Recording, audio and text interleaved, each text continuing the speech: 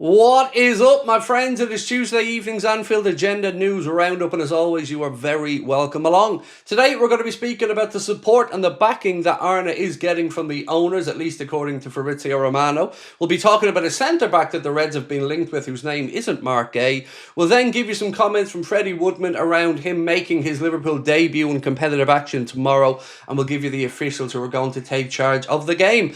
That and a few other interesting bits and pieces that I hope keeps you right up to date. I'll be back tonight at 8:45 for the late night agenda, and we'll also have an episode of the Anfield Agenda podcast coming out tonight at 10:45. So as I've mentioned, let's start off with that support that the owners are giving to the manager, or at least publicly this is what's being said. So Romano was speaking about this, and this is what Fabrizio said.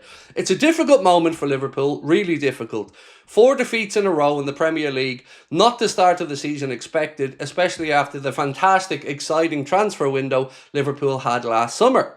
So many questions on Liverpool, many questions on the situation of Arne Slot. What I wanted to say, guys, is that internally, Liverpool absolutely, and I want to say Liverpool hierarchy, the ownership, all the people at the club really trust Arne Slot. They are 100% convinced that Slot is the best manager to handle this situation. Obviously, it's been a poor start to the season, but Liverpool are convinced that everything will be okay. This is going to take some time to assess the squad with the new signings, to change something, to be back to the attitude from last season, but Liverpool have full trust in Arne Slot. He goes on to say, there is very good communication on a daily basis between the directors, all the people at the club in the management, and Arne Slot. There is no play, no problem, no bad relationship, no problems between the players and Arne Slot. So everything is under control. It's really a tactical point and also mental. Obviously, it's not a problem. But it is a problem. It is a problem, Fabrizio. More on that in a moment. There is no problem. The players have full trust in Arne Slot, giving him some time and for sure not creating any big deal out of this factor. The season is clear. Liverpool's position, still wanting obviously different results, expecting it to happen as soon as possible, because obviously you can't enter into November, December and January with bad results again and again and again. That would be really poor. So they have to change the situation. They know that, but they have full trust in Slot and his staff, and there is no problem between Slot and the players.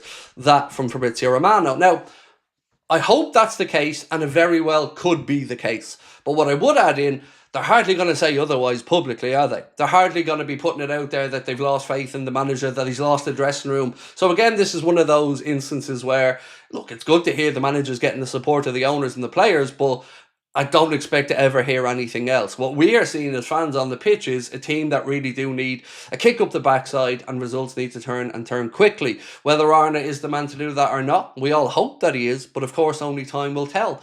So do let me know what you think about that. And like I said, I hope it is the case, because we all want Arne to succeed. I know some people are at the point of saying it's time for him to go. Like I said, the next couple of weeks for me will probably be a deciding factor. But either way, the most important thing is that we start getting back to winning ways. We know we're taking on Crystal Palace tomorrow. We also know that Freddy Woodman is going to make his Liverpool debut, and he's been speaking a little bit about what it means to play for Liverpool and why he took up the move, and you can find these quotes on the Anfield Agenda X account. So Freddy said, I wanted to keep playing. I'm only 28. But there was a conversation in the summer where Liverpool came up. I had other options, but my dad said to me, how do you turn down Liverpool? You just can't do it. Dad's not wrong, Freddie. Dad's not wrong. And fair play. Look, it's going to be good to see him play tomorrow. Hopefully he goes for the game with confidence and we can pick up the win. We'll give you a little word from Glasner as well in a moment, by the way, about who we can expect to face against at least some of the personnel that he'll be playing. Now, I mentioned at the start of this video, I'm going to give you a link Liverpool have to a centre-back whose name isn't Mark Gay. This piece in here at FC Transfer Room have posted it to say, Joel ORDONEZ has attracted several teams in Europe in the last market, and Liverpool are understood to want him as their new player. For his signing to be effective, the English club would need to make an offer of about €40 million to Club Brugge. Now look, Club Brugge have produced some very, very good players in recent years, and Joel ORDONEZ's name has come up a couple of times at the end of the summer transfer window, so it makes sense that we'd still be interested there. But like I've said many times on the stream, we need to get a defender in January. We need to get a centre-back in very, very quickly when that window opens. Now, Oliver Glasner, speaking about some of the personnel that Liverpool can expect to play against tomorrow, He said, yes, JD Canvot and Walter Benitez will start against Liverpool. I believe Canvot was one of the centre-backs that they brought in at the end of the transfer window. So at least we know some of the personnel. So you can see there from Oliver Glasner that at his side, he will be mixing it up a little bit tomorrow. Really not sure what to expect from Arne's Liverpool 11. We know Calvin Ramsey could be playing. We certainly expect to see Federico Chiesa. We'd love to see Rio Ngamoa as well. Interesting for me is going to be who starts through the middle. Will he go with Hugo Ekitike, or will he maybe want to play Salah back into form and put him through the centre? Do feel free to let me know your thoughts on Liverpool's 11 tomorrow. And remember, we'll be starting our watch-along here from 6:30 as it's a 7:45 p.m. kickoff. Now, one last thing before we finish up today, ladies and gents, and it is a post from James Pearce about the Kenny Dalglish documentary. He said it's been shown in cinemas in the UK and Ireland tomorrow and Thursday, and then will be released on Amazon Prime Video November the 4th. He goes on to say it's an outstanding piece of work which showcases why he is so revered. I'm looking forward to watching it myself, and I'm sure you guys are. So remember, it will be on Prime Video after its, brief showing in the cinemas. This is something that's happening more and more in recent times, whether it be Amazon Prime, Netflix, they're having short cinema runs, and then they're going out on the streaming platforms. So the final bit of information I have for you guys ahead of the game tomorrow is, of course, the officials. Important to remember, you won't hear me say a VAR official here because there is no VAR in this stage of the League Cup. But the referee for the game tomorrow is Craig Pawson.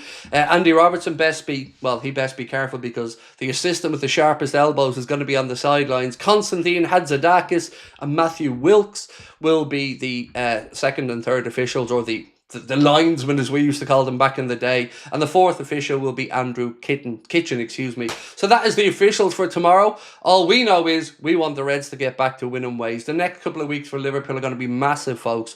Got Crystal Palace coming up on Wednesday, Aston Villa on TNT Sport, 8 p.m. kickoff on Saturday. Then we have a midweek Champions League fixture against Real Madrid, and we head off into the international break for November with a very tricky away tie at the Etihad against Pep Guardiola's Manchester City. I don't know about you guys, but I'm nervous for the next couple of weeks. Of course, we want Arne to turn it around, but despite what public declarations of support show, how many times have we seen managers before get that backing of the board, results still not to go well, and then, the panic button pushed? Now, like I've said, I don't know what it would take for FSG to get to that point, and I'm not going to tell you what it will take for you to get to that point. But for me, the next couple of weeks is going to be a pretty big deciding factor. If we go out of the League Cup, if we have a negative result in the Champions League, and heaven forbid we lost a couple of league games again, I don't see how you rescue that situation at that point.